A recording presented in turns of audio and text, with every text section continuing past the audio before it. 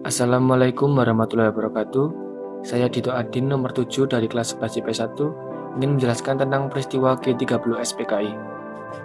PKI adalah sebuah partai politik di Indonesia yang telah bubar.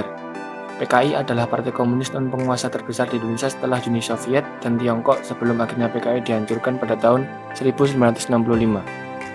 Pada Mei 1925, Komite Eksek dari Komintern dalam rapat pleno memerintahkan komunis di Indonesia untuk membentuk sebuah front anti-imperialis.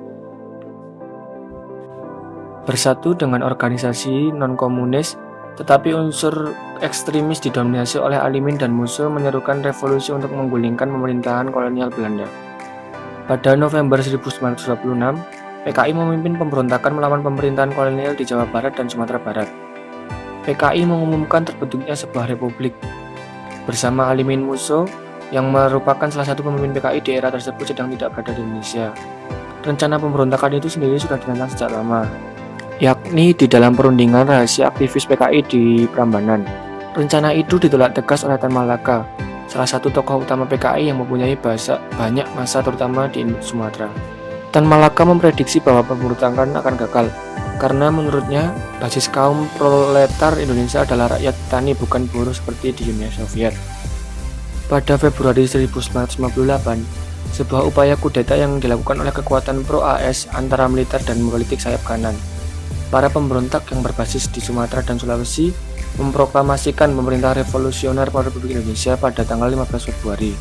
Pemerintah revolusioner yang terbentuk ini segera mulai menangkap ribuan anggota PKI di daerah di bawah kendali mereka. PKI mendukung upaya Soekarno untuk memadamkan pemberontakan, termasuk pemberlakuan hukum darurat militer. Pemberontakan itu akhirnya dikalahkan.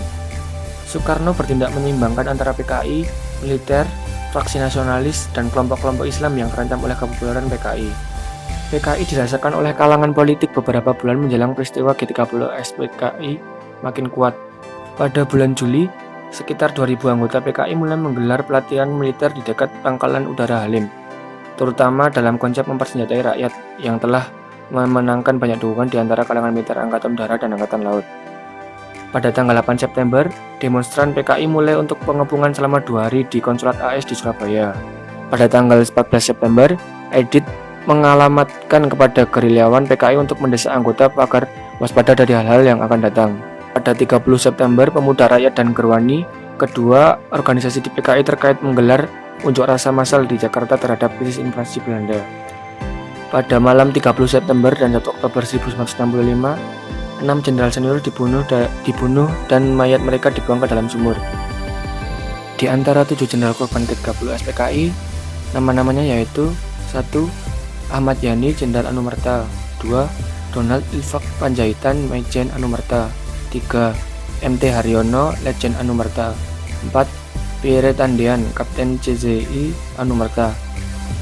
5. Siswono Perman, Letjen Anumerta. 6. Suprapto, Letjen Anumerta. 7. Sutoyo Siswo Miharjo, Majen Anumerta. Sekian penjelasan yang dapat saya berikan. Apabila ada kurangnya mohon maaf. Wassalamualaikum warahmatullahi wabarakatuh.